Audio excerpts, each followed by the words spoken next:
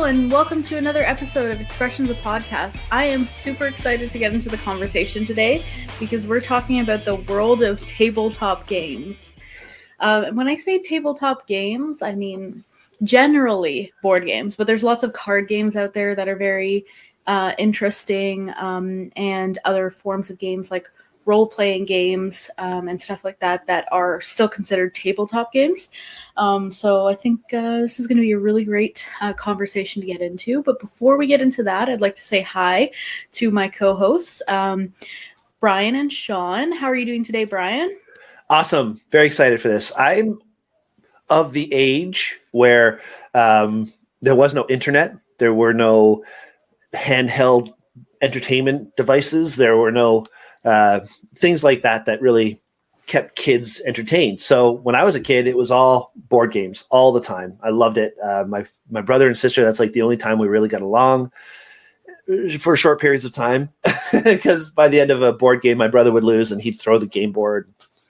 That was always fun. But anyway, I'm very excited for this chat because there's a lot of games I used to play, and it'll be interesting to see with the age difference between us what the different interpretations of board games and life stories were, I guess you could say, because I've got life stories around board games.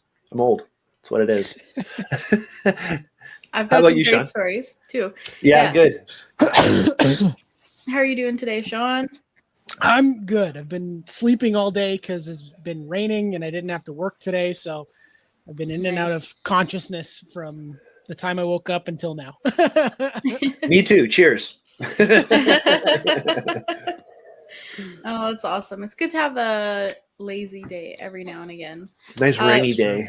Yeah, my day also was quite slow. I didn't do a heck of a lot. Did some stuff around the house, emailed a lot of people about wedding stuff, and then I worked out for like an hour and a half right before coming on the show here. So got my little protein shake. People can't necessarily tell by watching the show because you only see like this much of Aurora. I don't think I've talked about this yet. No, you're really doing well. Like I see you every day at work and I see a difference. So good job on you. You're really working hard at that. Thank you.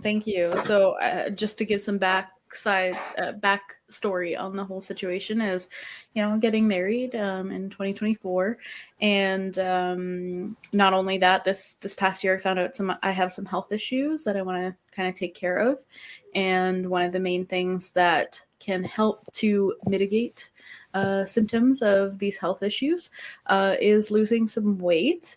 And so I started at the gym at Good Life, and then I signed up for like a set of personal training sessions, and then signed up like permanently for personal training. So I've been working really hard.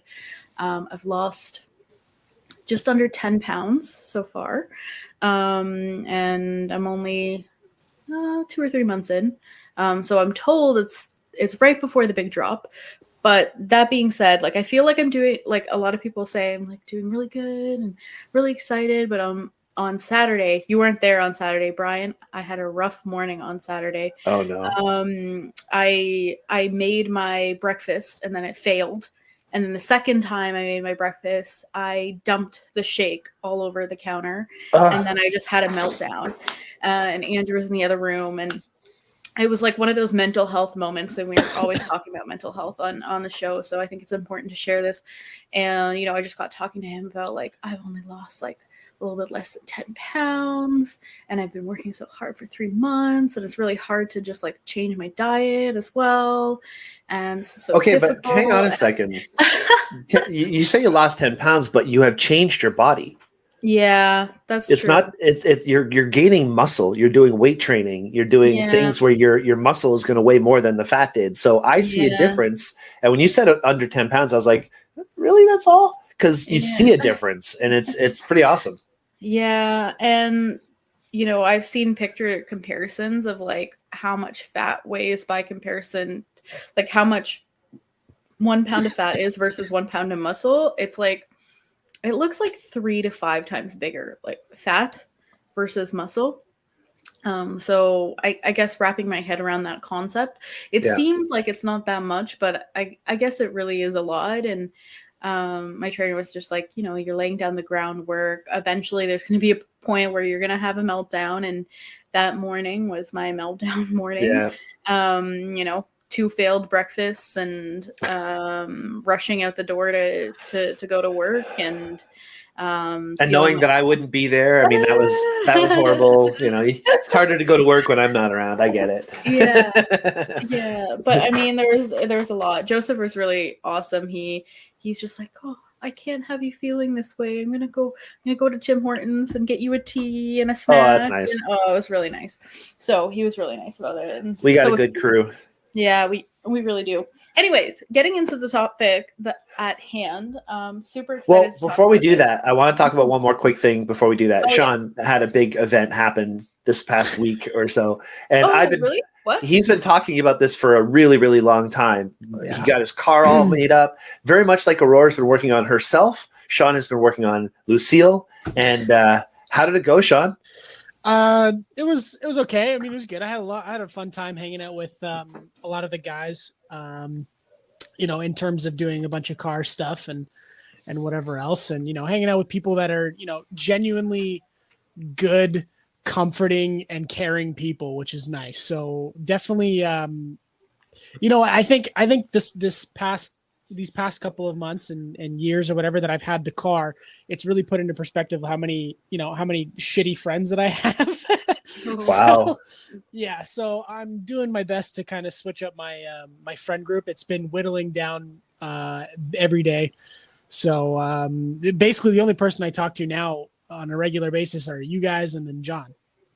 So the friend group is slowly whittling away, but then again, there are people that I have in the car group that are, becoming more friends, close friends to me now, which is good. So, and they're great people. They're similar interest, right? I mean, it's Toyota specifically. I mean, it helps to be very specific with your interests when you're trying to be good friends with people. But it's true. I think a lot of us have whittled down our friend list over the past few years or so, at least, right?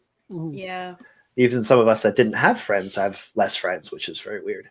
But no, that's good. I'm glad you had a good time. That was Tri-City, right? Yep. And I found this the other night too. It was a little card that I had on my window, on my car. So I don't know if you guys can see that. Oh yeah. It was cool. This was like a pre-registration card, like the guy over here, right there. This is where he marked down where he half-assed judging my car. Yeah, you were telling me about that. It's like, I remember judging car audio competitions, and you have to be detailed. You have to get in there and have a look at the way that things were built and the effort put into it. And of course, in sound, it was all that. But I mean, this guy's judging a car. What is he standing a half a kilometer away with a notepad just going, there's a car over there? Well, he stood at the one wheel and then he asked me about, the modifications that I did to the car. And then he saw the Hot Wheels badges that I put on the side, which is why I put the world's biggest Corolla Hot Wheel on the card there. And then, I just told him about the modifications, and then he was like, "Oh, cool, thanks, man." And then just checked it off, put it back in my wiper, and then he fucked off. So I was like, oh, "You're not gonna take a look at the rest of the car that I spent a shitload of my hard-earned money into?" Yeah. But other than that, I mean, that was the one kind of downfall to that show. But I mean, other than that, I had a really good time hanging out with really, really, really great, solid folks. And I couldn't have asked for a better day and a better turnout. Nice. With better people. So I'm glad it turned out for you, man. It's good. All right, Aurora. All right. Let's get gaming. I know, me too. So I don't know if I guess most of you know, but maybe listeners on the podcast don't know, but I am super into tabletop games. I play Dungeons and Dragons on basically a weekly basis for the last 4 years. Same campaign, shuffling a few mini campaigns in there as well. And then when we don't play Dungeons and Dragons, we play board games or other types of tabletop games, and it's just a lot of fun, hanging out with the same group of friends, having fun and playing different types of games. There's so many different ones now, with many different rules and very interesting concepts. And they are super creative. There's the creative aspect in the artwork of the games. There's a creative aspect in actually coming up with, the game's concepts, the different rules, the things that you can do, the things you can't do, all the little like intricacies of playing different games. So I think this is really interesting, and I feel like a lot of people have, as you were saying earlier, Bryan, have an emotional connection to certain games when they're playing. Because a lot of people get really into it. I'm one of those people that get super like competitive, super like invested in the game as I'm playing it, and I can be very, depending on the game, I can be very heated, which doesn't happen very often. I was going to say. More specifically, there's many stories with this game called Ticket to Ride, which I have right here. Ticket to Ride. It's a train board game. Basically, there's all these different maps. I don't know if you can kind of see on there, and you're having to build your way across America with different train maps, and they're all different colors, as you can see on the maps there. So you have to collect certain colored cards so that you can build on those tracks. And at the beginning of the game, you get kind of like set routes that your main goal, and you have to basically complete that route in order to get the points from that card. And there's a lot of stuff involved in that. But the problem is, if you run out of trains in your inventory before you finish building, or if someone finishes their trains first before you only have one more turn to complete the rest of your goals. And then if you don't complete those goals, those points get deducted off of your score. There's lots of complexities to this game, and it can get extremely heated because people just like to screw over other people, because they can see where you're building and where you're going to. And if there's a one train track in between and you're trying to collect that one card for it, someone might just, if they already have that card, they're going to just play it and mess with you.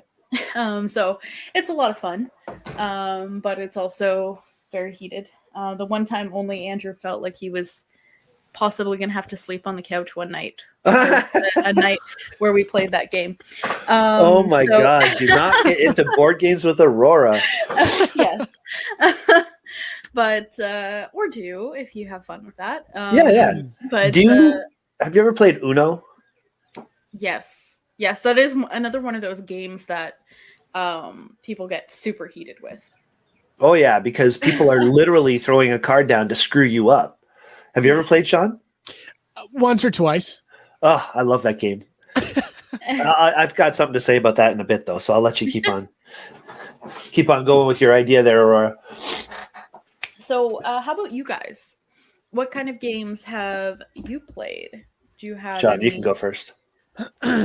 My mom used to really enjoy Sorry for some fucked up reason. I don't know why, but every time, like, from what I remember, because I haven't played that game in like well over like 15, 16 years. Like, it's been a while. And the last time I remember playing it, like, it's much like the train game that Aurora was just explaining, or Uno, right? Where you basically have to screw over people in order to get your way around the board. So I remember my mom very vividly going, "Sorry," every 5 minutes. And that was the whole reason why she wanted to play the game, was to specifically screw us over. And then say sorry afterwards. Yeah, exactly. It was a nightmare. Yeah. Trauma. I'm bringing back bad memories now. But a game I've come to enjoy over the years that I found out that I'm actually like not bad at is Cards Against Humanity. For some for some reason I let my brain run rampant, and yep, it's good shit. It basically paves the way for me to be as much of a psychopath as I can possibly think of, and let my dark humor Bryan? go. No. Okay, so you have like a group of people, and it can be as many people as you want. Like you can have, like, let's say you have a bunch of people over at your house. As long as you have enough cards to kind of go around, you can play that. And then there's a black card, basically you pull out, and you read off the card. The person kind of judging it. So let's say I'm judging it in this particular. Yeah, let's do one. Let's go for it. Okay, well, it's kind of hard to do without having the white cards. But maybe, Shawn, do you remember any of the white cards? I remember there was one black card that I really enjoyed that I always win, and it's what's Batman's guilty pleasure? What's Batman's guilty pleasure? Okay. And what do you like to play? I win that almost 90% of the time, and it depends. Like anything that's like nothing remotely sexual is something that's good for me, because if it's like the more fucked up it is, the better, because like my brain it works in a very weird, I wouldn't say mysterious way, but it's a very weird and concerning train of thought when I play this game. Like people should be worried about putting me in a mental hospital when I'm playing. Why? What's the deal with it? So essentially there's a black card. So this card is LSD plus blank equals really bad time. So you have to fill in the blank. So, I mean, these white cards can be anything to fill in. So LSD plus jazz equals a really bad time. LSD plus throwing grapes at a man until he loses touch with reality is a really bad time. I'm just pulling random ones out. LSD plus stuffing a child's face with Fun Dip until he starts having fun equals a really bad time. LSD plus kid equals really bad time. LSD plus just the tip equals a really bad Oh my time. God. What? I don't understand what the point is though. Like, so the point is to come up with, well, you can go, Shawn, but like it depends on the person, because you're basically pulling cards in my experience of playing based on the person who's judging it. So if I'm judging it and you know my type of humor, then you will, pull a card that would make me laugh or make me like shocked or something like that. Right? Is that the point of the game, to shock other people? Yeah. And then basically I think the winner is like the one who gets the most black cards, like collects the most black cards. I think it's 11. I think you're supposed to stop at 11, but people go way longer than that playing these games, especially if they have the expansion packs, which I have expansion packs mixed into these cards. I don't know which ones they are, but it's a lot of fun. So, I thought it was like a Trivial Pursuit kind of thing, but it's not at all like Trivial Pursuit. No, it's essentially the person that wins is essentially the most fucked up friend you have. So this is another reason why I enjoy playing it, because people then realize why they question why they're friends with me, because my humor is like, you've both listened to Planet Pointless, right? So you understand that like my humor goes past the point of that level of being fucked up. You know what I mean? Like I'm not like Planet Pointless is like there's a lid on my my level of insanity. Whereas like when I play Cards Against Humanity, I take the lid like a little bit off just so I can kind of show people like, hey, should probably check me into the nearest hospital. Okay, well then we're gonna have a conversation when the show's over, because if you, I want to help you. Okay, I want to help you. But the thing is, take you to the hospital.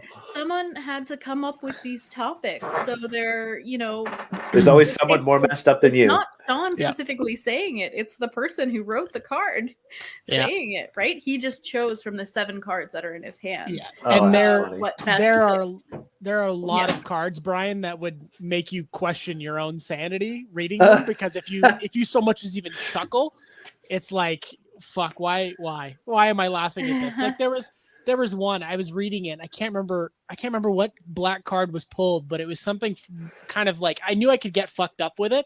And so I looked in my deck of white, right? So I was like, okay, just picking through, trying to figure out which one would be funny.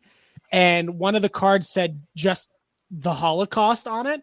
and it felt so wrong to pull it, but I did it, and apparently I won that card from what I remember. I can't remember. I think probably, maybe not. But the point of the game is to be as insanely inhumane and fucked up as possible.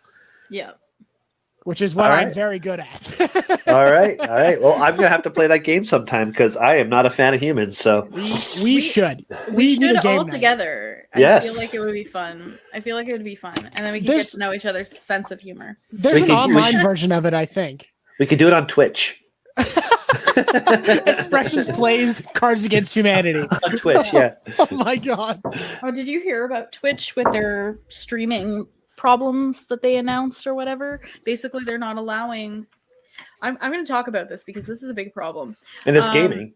So. And it's gaming. It is gaming. So it's all a part of this. And people play these kind of games, like tabletop games, on Twitch. Actually, Jason Varga had a Twitch channel with his wife, and they would play board games live on Twitch.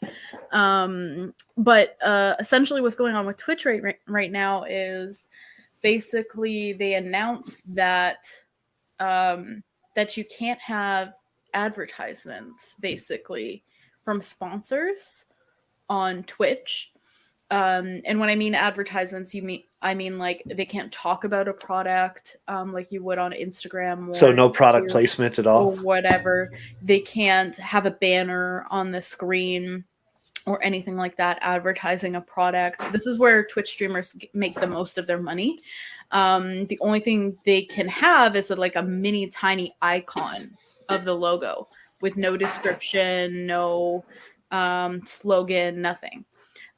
So unless that logo is very commonly, known, it's a bit of a problem. I do know that I heard that they're trying to work something out or trying to, pull back some of that rule, but that is probably the most aggressive form of taking, something away from its creators. And a lot of people got really mad because there's a lot of people on Twitch that are very established, like people like PewDiePie, who's extremely established on YouTube. He's also established on Twitch. Jacksepticeye is another gamer. He's also on Twitch and YouTube. I mean, there's a ton of them, and they all were like, we're leaving in a month. So it's like taking their spiff away. Yeah. To extreme extent, right? Like they make little bits of money from Twitch itself, from the ads, like not enough to make a living, right, off of it. So where these content creators are making their living is talking to like brands and products and then being able to advertise in a certain way, like give it 15 seconds on the video, talk about the product, or have a banner across for a lower paid ad or whatever it may be. So obviously these content creators are upset, especially just starting out, and probably are wanting to get themselves more established. So hopefully they fix that. But getting back to the topic at hand. Well, yeah, I mean, it's funny. That's another whole thing, though. I mean, people see gaming as a source of income, which isn't something I could ever have thought of. I mean, back in my day, it was people would go do competitions and things like that. I mean, you'd go to a big convention center and you'd play Monopoly against other people or something like that. But with Twitch and with online, it's changed that up so much. There's so much more opportunity to get together. Like even us just joking about playing Cards Against Humanity online or something like that. There's no way that could have been done before. So people were forced to play Monopoly, Life, Risk, like all these games that I was raised on, Chutes and Ladders.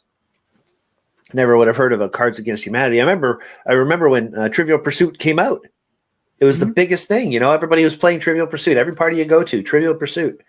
But now it's a different world. Lots of different things. Yeah. Actually, speaking of, a friend of mine, his folks are moving to Vienna at the end of the month, like in Austria. And they're cleaning house and all this other shit. And my buddy's dad super, super nice guy, huge nerd, which is great. He called me over and he's like, "Hey, come over. He's like, I got a gift for you." I said, "Okay, cool. Like, sounds good." So I showed up at the house and he gives me this big, I'm staring at it right now. I'd pull it out, but there's a bunch of shit on top of it, but it's like a golden box and it's Trivial Pursuit, but it's like strictly Star Wars. Oh, neat. Oh, that is right up your alley. It's crazy. And the game pieces are like, they're like so brittle. Like they're made from something that's like, it's like inexpensive, but it's like so brittle that if it like falls, it'll shatter into a million pieces and I'm screwed. Huh. So it's more of like a collector's item for me now, but like, I have no idea how to play it. Like I probably never will, but it's there just in case I ever want to. And it's cool. I mean, Star Wars, out of all things, I mean, now I can just, learn more shit about Star Wars that I don't need to know already. It's too bad it wasn't a Spider-Man edition. Oh, God. If right? I would destroy. That's the cool thing about Trivial Pursuit is they have all those different editions, right? So there's, if your knowledge base is this way, then you can, challenge yourself that way. Or if you're like my ex-brother-in-law who just won Jeopardy for like 13 times in a row, it wouldn't matter what it is. He'd play all of them and he'd win. Where, yeah, Ray. He did really well on Jeopardy, I'll tell you that. So, I mean, Shawn talked a little bit about his favorite board game or tabletop game, Cards Against Humanity, and a bit about his traumatic game, Sorry, or I would say least favorite game. In that particular case, Bryan, what about you? What would be your favorite game? I'd have to say Monopoly. I play Monopoly to this day on my phone. Like, I love Monopoly. Uno and Monopoly, I think, are my two favorite of all time. Milborn. Have you ever played Milborn? No. It's like a card racing game. It's car racing and cards. Let me see if I can. Okay. It's a French thing. Millebornes. So. Oh, these are horrible photos. This is not at all. This is gross. Anyway, essentially, you have like these cards and you have to play them. It's just a fun game. I used to play it a lot because I was born in Montreal and it's a French name, and we were playing a lot of games when I was younger because that's what we did. And my brother and sister would play, so I would get to play every once in a while, and that was okay. But Monopoly is the game for me. Risk, Monopoly, and Uno. I think those are the top three games for me.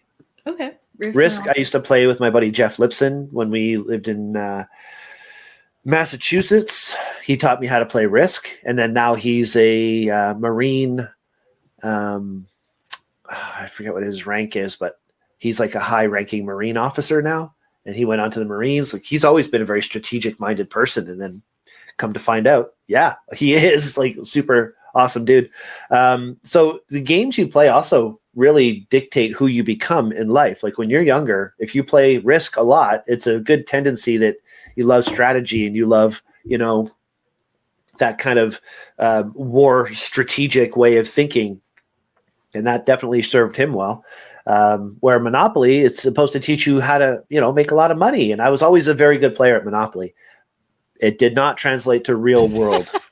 Because, my bank account is not full of a bunch of those yellow bills and orange bills. So it's just the blue bills, the $5 and the $10. But anyway, yeah, Monopoly was great. And the nice thing that I really think is cool about these games too is how they have transitioned to phone, like digital games. Because I can't play games with my family anymore. A, I don't want to. B, it was never that fun to begin with because my brother is just a big cheater. And, he was such a dick. But, yeah, no, it wasn't, sorry, it wasn't fun playing board games when, your 7-year older brother just sits on you because he feels like it or something stupid. So, yeah. Takes away the fun. But no, I love Monopoly. I play that. I play it all the time on my phone. Uno is another game that I play quite often. Pretty much all the games I play on my phone were originally board games for the most part these days. I've played a lot of those really fancy strategic games with all the fancy graphics and stuff like that. But yeah, they're usually just ways to suck you out of money, upgrade this and buy this and stuff like that, where the board games you can just play. Yeah. You can hit pause and you can get back to it later, So you might be surprised by this, Bryan, but I've never played Risk. Well, Me I'm not neither. surprised because it's a very specific kind of thing. Like if the idea is to take over the world, right? Yeah. So I And played something like it. It's called Rising Sun, if you want to pull it up on the screen there. Rising Sun board game. okay. So I know the concept of Risk. Risk is a very long game from what I've heard. Like people can spend 6-7 hours Oh yeah, playing Risk. there's that. Rising Sun's a little bit more slimmed down, and you have more things I guess you can do. Yeah, there's different areas of I believe Japan that you can take over. And yeah, it's like war. You're basically moving into different territories and then you're fighting them, and you collect different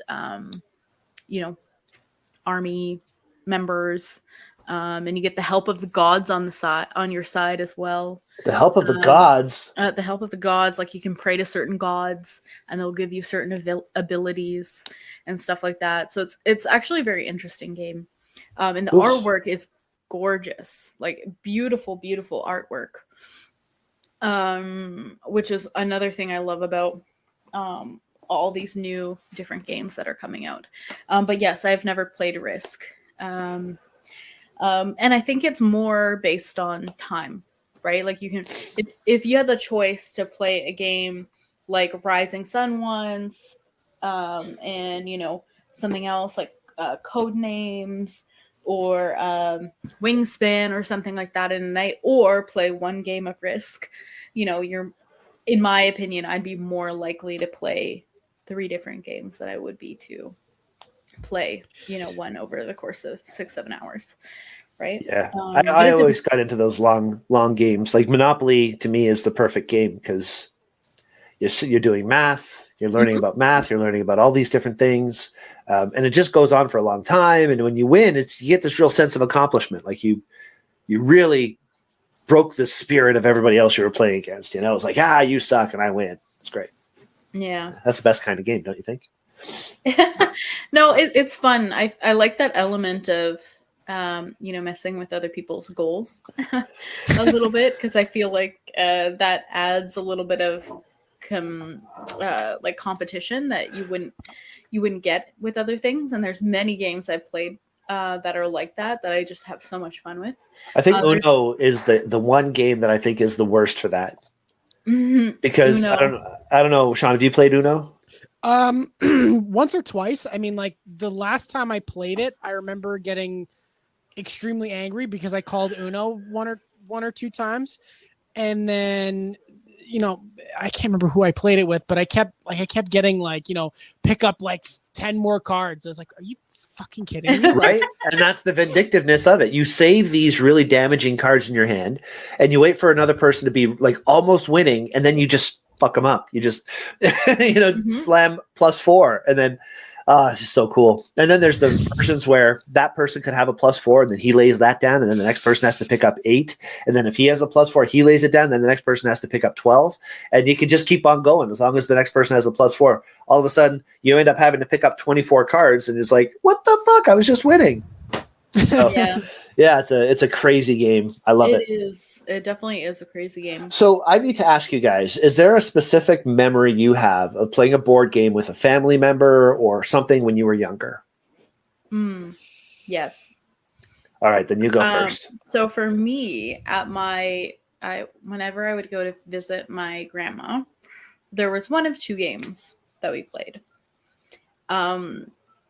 One being Scrabble, which I will tell you right now is my absolute least favorite game. I hate Scrabble. I absolutely hate Scrabble. Don't ask me to play Scrabble. Oh, Aurora, would you like to play Scrabble? My mom loves it, and Hannah loves it too. She actually recently got into playing it again, and they don't play with the main rules, like they play off the board and stuff like that, which is quite interesting. Which I could feel if I didn't have to set to the specific rules of Scrabble, which is what annoys me the most about Scrabble, then I would have a little bit more fun with it. But yeah, so it would either be Scrabble or it would be Yahtzee. And Yahtzee is one of those, fun games. It's all up to random chance, right? You have all these different goals that you have to play. And you have to like fill out. And if you don't reach the goal by the end of the amount of turns that you're supposed to take, you take a 0 in whatever specific, part on your scorekeeping card. And I always had so much fun playing that game. It's just rolling dice. It's rolling 5 dice.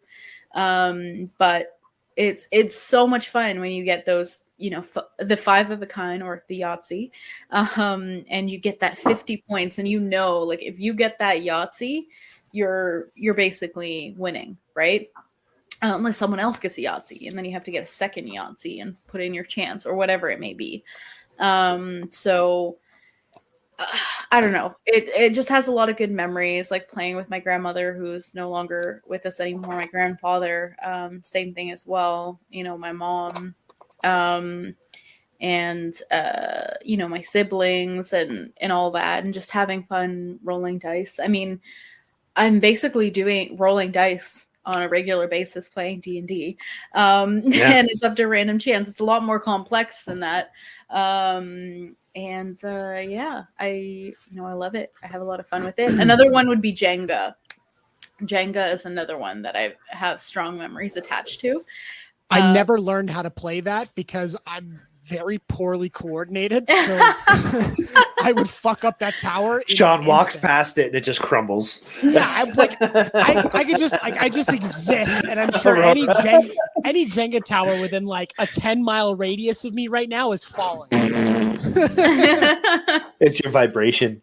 If they built like an actual like life-size like huge Jenga tower, I would have to be in the farthest corner of the world away from it. Oh my goodness. Okay, so yeah. Speaking of that, so like strong memories playing Jenga, having lots of fun playing with my my siblings, and like making the tower towards the end of the game, making the tower as wobbly as you can without knocking it down.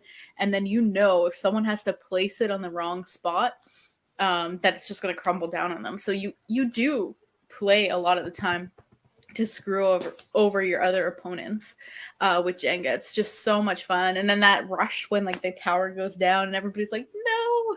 And yeah, so much fun. But one time I actually went to a concert with Andrew. It wasn't a concert. It was the beer festival or something like that in Toronto. And then they had all these little booths for all the different types of beer, and you could sample them all. They had some ciders in there too, so I was able to sample a couple things. And then there was a little concert for the Trues. The Trues played an acoustic show, which was lots of fun. And out there, along with the other things, there was a huge Jenga game. So like the height of me Jenga. Like you're saying, Shawn, like a life-size. Yeah. Your biggest fear. Wanted to play that. So we started playing it, and then the rain came, started pouring down. So the element of the rain as well made the blocks more swollen and tricky to get out. And I can't remember who won or who lost, but after it started raining, the game went to crap. And it was just a lot of fun playing on a different scale, in a different environment too. Like usually play a game like that in your living room or something, and here you are out there. And yeah, but yeah, it was a lot of fun. Yeah, I feel like I would be destroying infrastructure playing a bigger game of Jenga. The sewer system dissolves. Yeah. I'm currently taking down parts of Toronto because of this Jenga game. Shit. What's the difference between this Jenga and the CN Tower? Just start pulling parts. Yeah. I Oh, remember man. when I was a kid, we used to go visit my mother's friends all the time. And one woman, her name was Nancy Coates.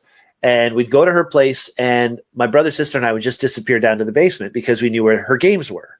And we'd go down, we'd pull out all the board games and play Monopoly, whatever, when the parents were upstairs, doing what parents do. That was how parents used to get rid of their kids, go play a board game or go do something like that. So that was my memory of when I was younger, is just going to Nancy Coates' place, playing with her dog that had cancer in its mouth and the breath stunk like crazy. And playing board games with the dog. Sasha, I think the name was. I don't remember. Maybe. Doesn't matter. But we were playing board games. It was fun. Yeah. Oh, and also, did you ever make up your own game? Because we did a lot of traveling when I was a kid. We were on the road a lot with my father.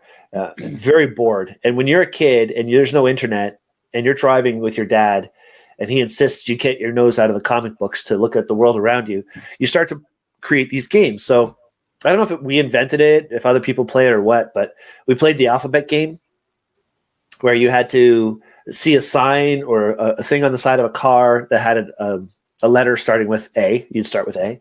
And then you'd see, like, looking around, there's no A's.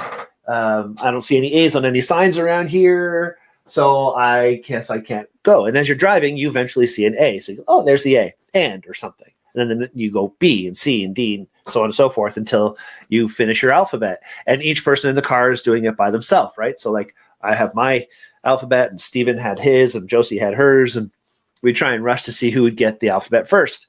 And you couldn't pick the same letter as the other people. If they saw an A, you couldn't use their A, and you had to find your own. So it was like driving over hours, and we're playing this one game trying to finish the alphabet. We get stuck on Q or X or something like that because there's no X's on signs anywhere. But yeah, that certainly helped pass the time. That's the kind of game I really enjoyed, something like that. I still play it every once in a while. If it's like a really long drive or something like that, I'll start in my head. Yeah, there's A, there's B, I mean, I still play the punch buggy game because that's punch buggy. like, it's just, there's something Because you get to punch people. Yeah, there's something so enamoring about beating the shit out of your passengers for some reason. Because you see a rounded looking car. Yeah, you're like, oh, punch buggy, just. I don't hit that hard because I know that I would get very angry if somebody hit me that hard. But are you like that? Every time I would like accidentally hit somebody, I'd have to hit myself the same way just to see how bad it was. Like, did I really hurt him? No. I usually just give like a little like punch buggy, no punch backs, and like a little tap. Okay, sure you do. No, I'm dead set. I can pull Robin in right now because I've done it to her like 20 times in the last like 2 weeks.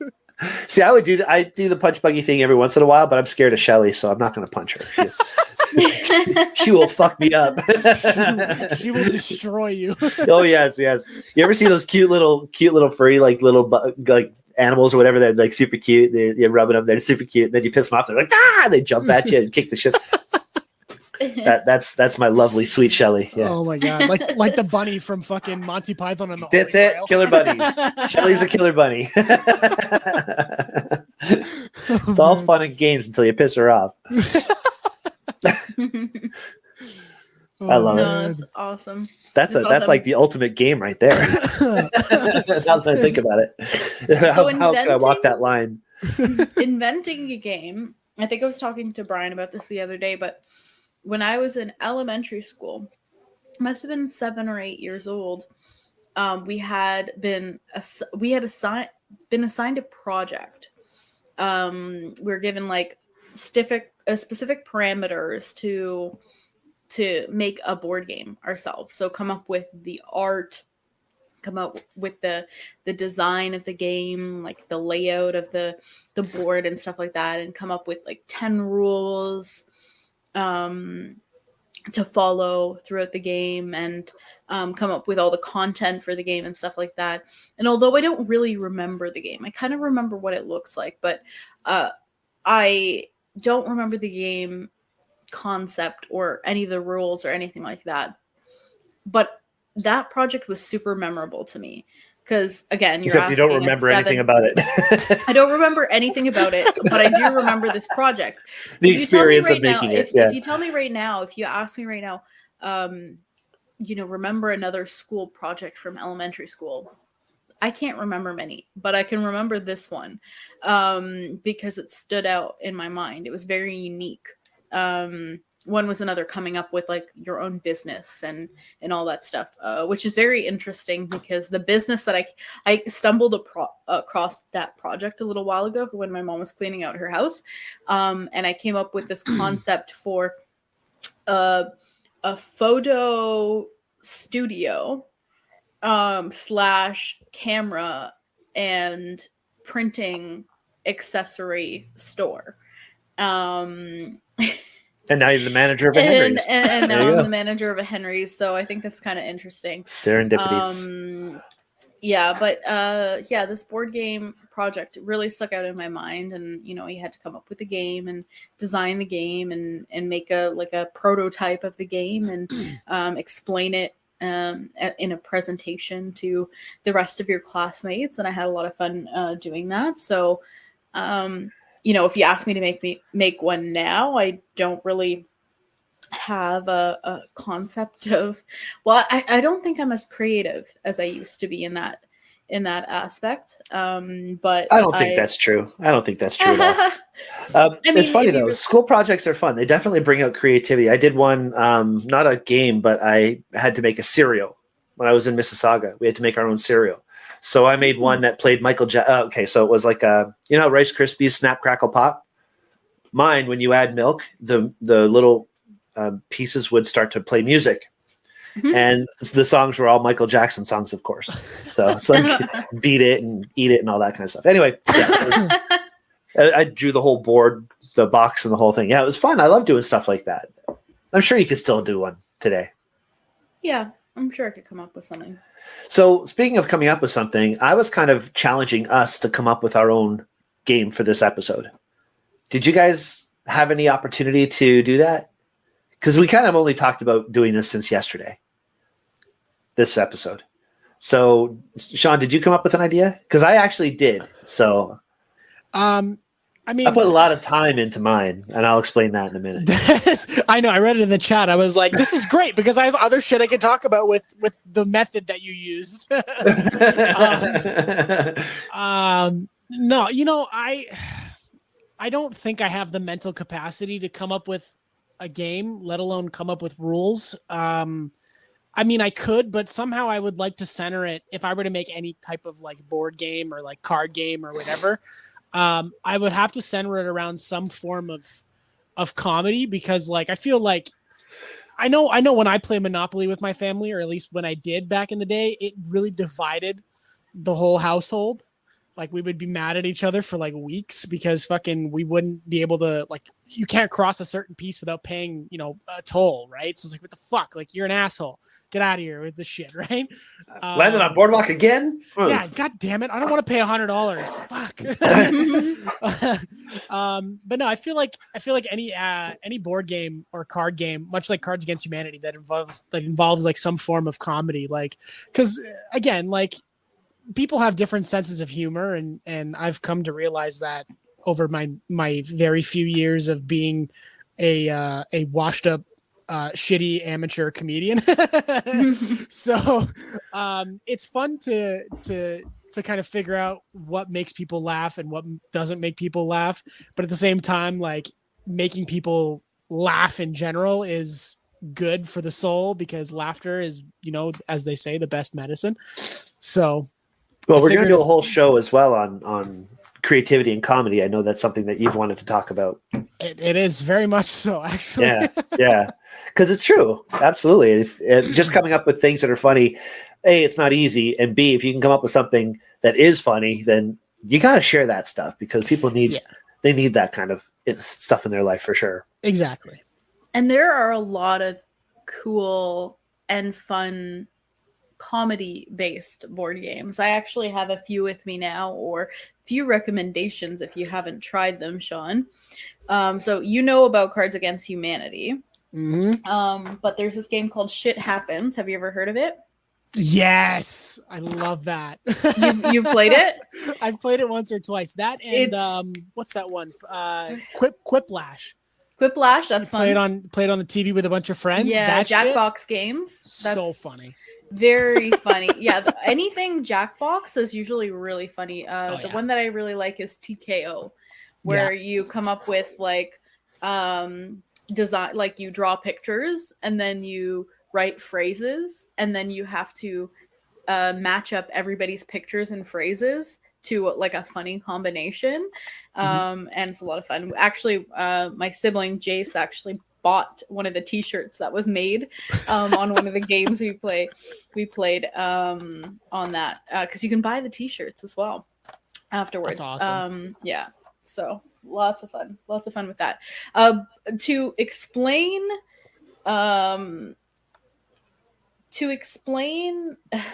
shit happens, it's basically there's like all these different things, different like terrible situations. So one's like seeing your parents naked, one's like learn your mom dropped acid while pregnant with you, I think she did. Yeah, same. walking barefoot on gravel, Ooh. vending machine eats your money, arriving at the beer store in 1 minute after 1 minute after closing, right? So there's all these things, and they have like a misery index, and you're supposed to like read them off and then line them up with where the misery index is supposed to be, and the closer you are to the lineup at the end of everything, with the misery index, you get a like you win basically. But it's a lot of fun, just like even just reading some of these topics online and playing with a big group. Usually it's more fun the bigger group you play with. On hold with the cable company for 2 hours. So yeah, there's lots of fun ones. So anybody who's into comedy games, I would recommend Shit Happens. Yep. Or that and What Do You Meme is a good one. What Do You Meme? That's a fantastic have that one too. game. Love that one. 5-second Rule. Kind of like it's kind of like Cards Against Humanity. This one, the uncensored version is kind of like Cards Against Humanity.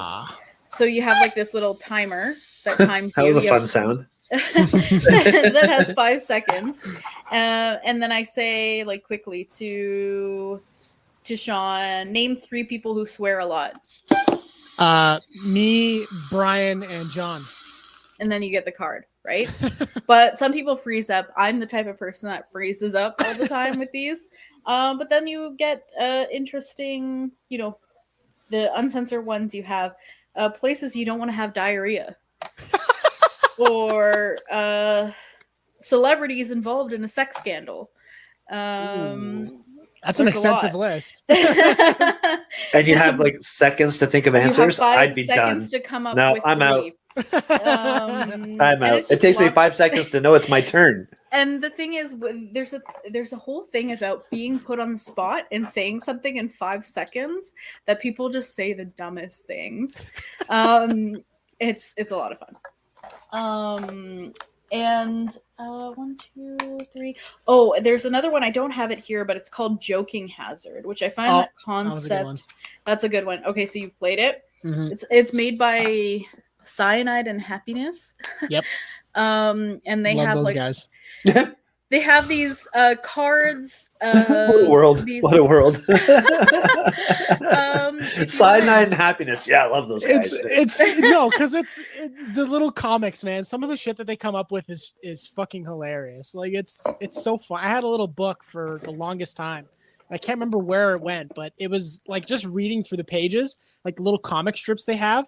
Yeah, it's the most brilliant comedy I've ever seen in my life. Like it's funny as hell. Yeah, and then so basically what Joking Hazard is you have these little pictures on the card with a little sentence like describing what's happening, or like they're talking to each other. They're like, hi, and then all of a sudden you can basically, the whole concept of the game is you pull 3 or 4 cards to make a comic strip, and it has to end kind of in like a punchline, right? So one person says hi, the other person says, how are you doing? And then the other person pulls out a gun and, like shoots him in the face or something like that. The example here on this is, hey, sexy. The blue shirt guy says to the green shirt guy, and he says back, I'm 11 years old. There's lots of funny different illustrations and words, and it's just a fun game to play with people. And it's a similar kind of concept to Cards Against Humanity. Everybody comes up with their own comic strip, and the one that makes people laugh the most wins. That's good shit. Yeah. That reminded me of the other game that I used to play. It was like a notepad, and you had to say noun, adverb, verb, and adjectives, and all of these things. Mad Libs. Oh, Mad Libs. Yep. Mad Libs. That's oh, it, Mad Libs. Man, We have so much fun. I love Mad Libs. Used to play all the time. Okay, not to overly hype Planet Pointless here, but we have a couple of episodes that are extremely funny where we call them Bad Libs, where John and I actually do Mad Libs. I have no idea what the fuck an adjective and nouns and shit are anymore because I've been out of school for years. So it's funny because he, like, throughout the entire process of the episodes, there's 2, I believe, and throughout the process, they're like, he's trying to explain to me every few minutes of what these things are, and then at the same time, I'm just coming up with words. So when he reads the stories out, we're both in hysterics. Like, I think those are the episodes I remember, like, being in literal tears. Oh and, my like, God. having abdominal pains from laughing. I've got to find that one. I got to find those. I'll send them to you in the chat. I mentioned in this chat that I was going to send you my favorite Cyanide and Happiness short from perfect. from YouTube, because it's good shit, man. Something about comedic games to me is just.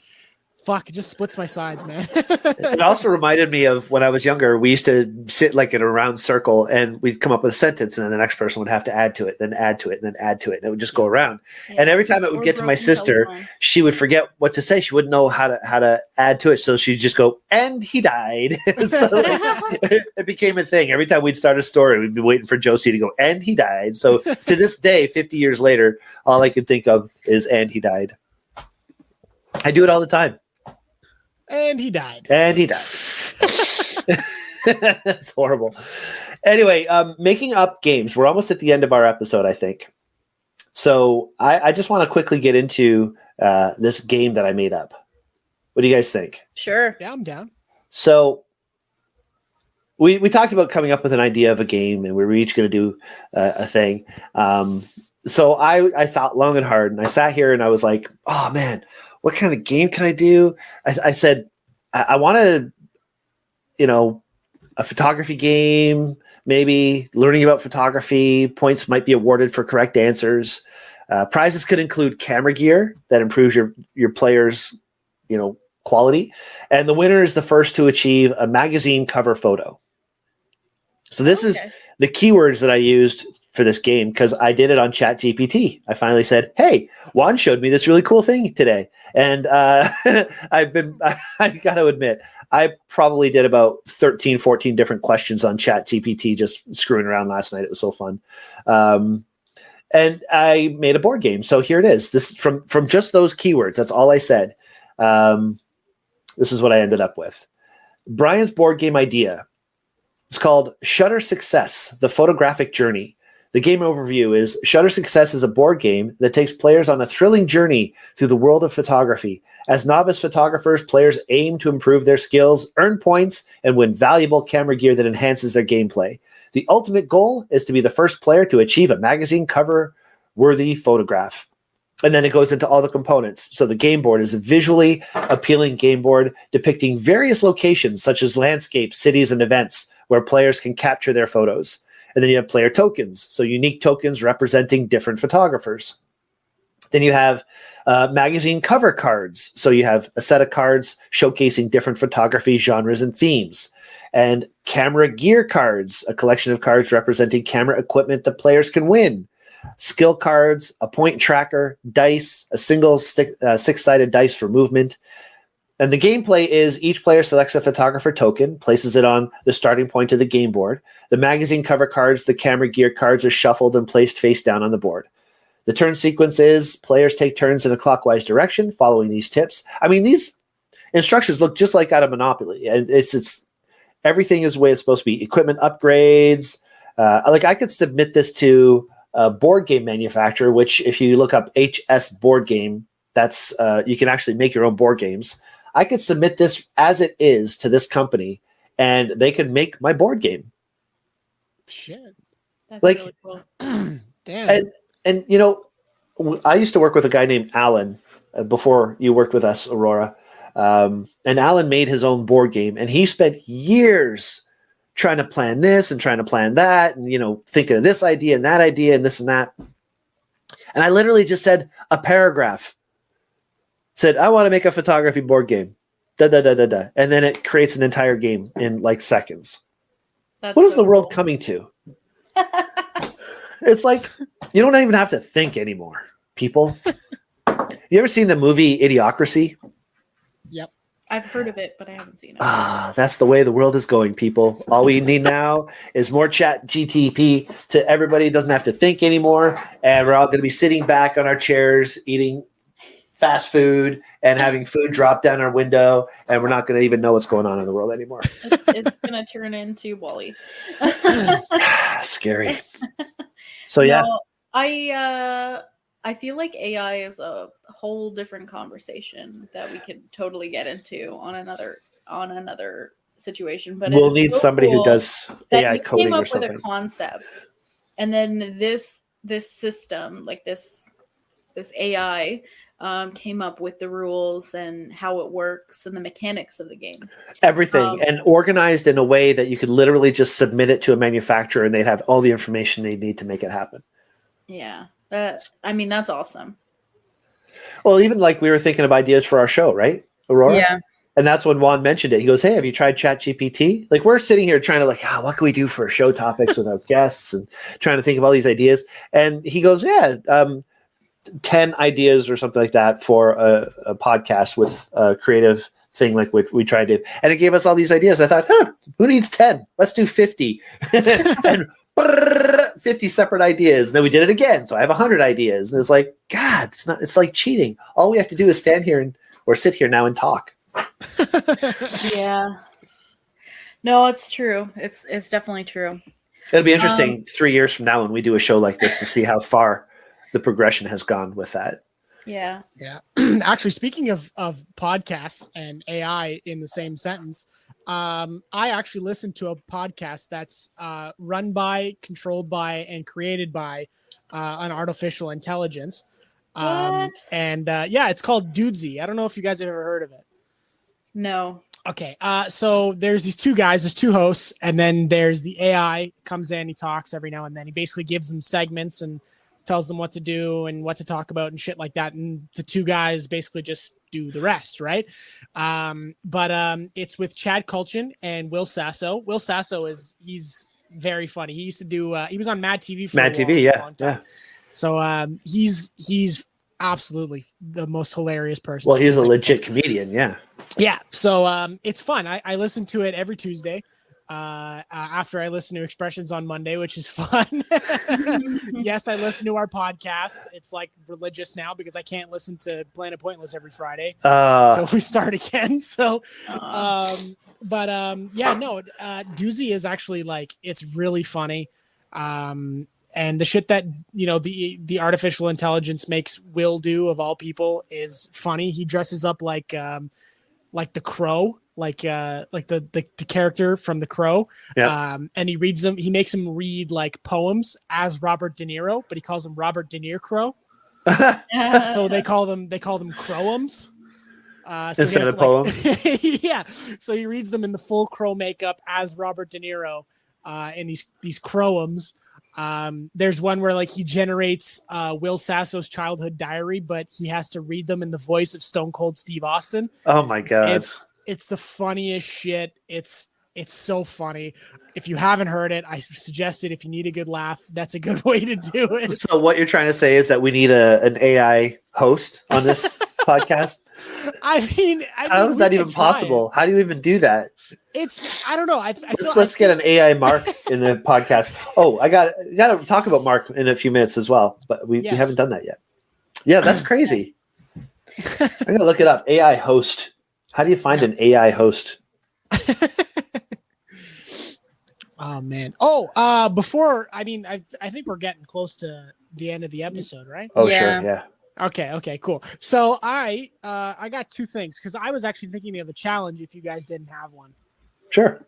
Okay, cool. So I don't know if we're gonna end it like immediately, but I figured, fuck it, I got a challenge. I might as well get it out in the open, go right? for it. Do it. So we here on Expressions, if you guys are tuning in for the first time, hopefully not the last time, but hopefully it's an ongoing thing. We like to give our listeners and our viewers challenges. So my challenge for everyone who is listening and for us as a team is to start a game night. I love this. So get friends, family, ex-girlfriends, ex-boyfriends, whatever. I mean, I wouldn't suggest those two last ones because that's going to be kind of touchy, but it's okay. Start a game night, like just sitting here thinking about how hard I can make Bryan laugh while playing Cards Against Humanity. Is like... I'm down to do that. I had game night when COVID first hit. I contacted my nephew and my little brother, and we did game night for quite a while. We played D&D. Anybody who's listening, if you guys are interested in us doing a podcast live stream game night, let us know. Be down. Because nobody's gonna let us know. Nobody ever lets us know. I'm so upset. If someone's listening and they're listening to this point and they really want to let us know, we would love to hear your interactions with our content on YouTube comments, on Facebook, like direct messages, email. We got an email. Oh, send me a text. Here's my cell phone number. No, yeah, contact us. And tell us what you want us to do. What do you want us to be trying? Whoa, hang on a second. What you want us to do? That could get awkward. I mean, I want Bryan to do this episode standing on his head or something. Weird. No, not to that extent. Good, because I can't do that. I feel like that would be fun though, like a live stream game night, but all of us being, a bunch of weirdos and having a good laugh and yelling at each other when we have to cross, the interstate on Monopoly. Like, and there's lots of digital ones. So have you ever played Monopoly? I mean, I have. It's been across the interstate. I value my friendships and my family. Okay, as little as I have left, I have some sort of value in that. You got to keep what you got. I get it. Before we sign off, I just want to get back to, because we were talking a little bit about broken telephone, and we're talking about also potentially doing a game night thing. There's this game called, I believe it's Drawception. I've played it before with my friends, and it is one of the funniest games I've ever played in a group. And you can play it online. So we played it actually from our own home. And we were playing with people from the US, people from Canada, people that we know, obviously. You invite people into this group, kind of like Jackbox games. And you can play off of Discord, listen to everybody's audio at the same time. Discord's another service a lot of people who online game use. And this game, basically, they give you a prompt, like flying sandwich, right? And then you have to draw the prompt on the screen, right? And then the person next will see your picture and have to describe what that is. So if they saw flying sandwich, maybe it's a sandwich in the sky with clouds, right? So then they'll type sandwich in the sky with clouds. And then the next person will have to describe what it is. Well, that doesn't really look like a sandwich. Maybe it looks like a piece of pizza or whatever. And then it's piece of pizza in the lake because they drew blue sky with, pizza. And then it just gets so disconnected by the end of the story. of this, and basically you see the original prompt, you see the next drawing, and then you see how it deteriorates as it goes on, and goes through all the players, and it's just so it can get super ridiculous, and it's so much fun.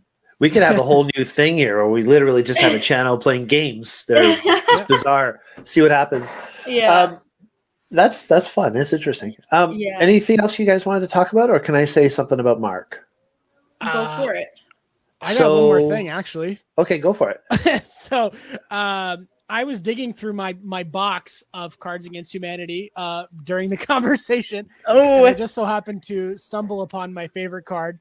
Batman's Guilty Pleasure. And I may or may not have pulled a few answers that I might have put down. Okay. Let's see if I can get you a laugh. So, so one of Batman's guilty pleasures is Morgan Freeman's voice. Oh, that card is almost always the winner. It's so funny. Yeah. I know Brian's gonna like this one. David Bowie, David Bowie flying on a tiger made of lightning. what? That's really LSD right there. This one makes the most sense in terms of Batman's guilty pleasure is self-loathing. Yes. Yeah. This one makes me laugh. Getting naked and watching Nickelodeon. Oh my God! Can you imagine seeing Batman naked watching Nickelodeon?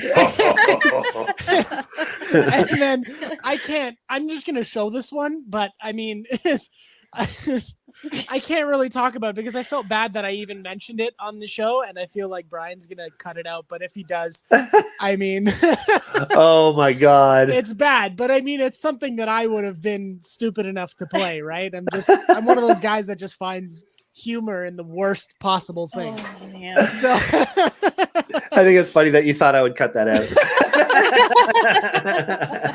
I just figured, you know what, this is supposed to be like a a creative podcast, and we're supposed to be like, somewhat, conscious of what we say. Mind you, I'm not, but if I get fired, that's why you're okay. here. That's why you're here. So if you haven't picked up Cards Against Humanity yet, I suggest it. This is a bunch of, white cards just of pure humor mixed in with so many plausible jokes. Definitely get that. It is so funny. And I look forward to playing it with you guys because I want you guys to spit drinks out of your nose. Looking forward to it. All right. I just want to say happy anniversary to Mark before we say goodbye. It's his 24th anniversary today. That's why he's not here. So, Mark, you're the man. You and Chrissy are awesome. Great couple. We love you guys. And we hope you have a great night away from the podcast, but having a good time by yourselves. It's awesome. Happy anniversary, dude. Before we end the episode, I'm just going to rapid fire games that I love and I recommend people to try out if they have a chance. So Happy Salmon, one of my favorite games. I brought this to you our told me work stories party. about this one. Yeah. It's like there's just really quick to explain it. It's like a group playing game. There's a table in the middle. Each person gets a set of cards. I think it's like 3 of each card or something like that. There's one that's called Pound It. You have to do a fist bump. There's one that's called High Five. You have to high five. There's one that's called Happy Salmon, and basically you find somebody's hands. They have the same card as you, and then you do this. Happy Salmon. And then there's one that's Switcheroo, which is literally you have to find someone with Switcheroo and then swap places with them around the table. And the first person that gets out of their cards the fastest is the winner. This game is utter chaos. It is so much fun. It gets your blood pumping because you're running around and doing all these crazy things. But the funniest thing about this game is that you're shouting. You pull your card and you start shouting it, and you're this group of people, and you're like, pound it, pound it, pound, pound, pound, pound it, and everybody's like, high five, pound it, switcheroo, whatever. It was ridiculous. And, it's chaos. It looks like from a distance, it looks like salmon swarming around things because they're trying to get things done, and it's so much fun. So Happy Salmon, lots of fun if you want something chaotic. There's another one kind of like that. It's called Jungle Run. and you have to, or jungle speed, and you have to like grab a totem pole in a certain amount of time. That's also fun, but I prefer Happy Salmon. Wingspan, if you want like a really beautiful artwork game, and you want like a more chill game, beautiful game. So essentially it's like you're collecting your own birds, and each card has like a specific type of bird on it and has bird facts, and the artwork is gorgeous. Basically you have to like go through, and there's different things that you have to achieve, like you have goal cards, and then there's like the main goals for everybody, and you have to achieve the main goals. You get extra points. You can like lay eggs. You can, like find ways to gain more food so that you can do more things. It's a very just relaxing. It's not really like a screw over your other opponents kind of game. So if you want something more chill, that would be one of them. I mean, I have some other ones here. I've got Villainous, Codenames, Munchkin. I'm not going to go into explaining those ones, but those are a lot of fun as well. What I don't have here is called Canvas. And the reason why I wanted to bring this one up is because it's a very creative game. If you're into artwork, but you're not really good at making art, you've always wanted to, like make your own painting. It's a very, very interesting game. So essentially you have these background cards that are like, I don't have it with me, but they're different, like it's different scenery. So it's like, just like maybe a blank blue slate, or, like a sky with trees, or, like a landscape, or, an underwater with, blue scape with bubbles and stuff like that. And then there's these transparent cards that you lay over top of it, and you add different things to it. So, like there's a silhouette of a woman dancing, and then there's stars, or there's like a unique looking like shoe or umbrella or whatever, and basically you're supposed to line those transparent cards over each other, and each one of those cards has a title as well. So not only do you have your and the titles fall in different areas.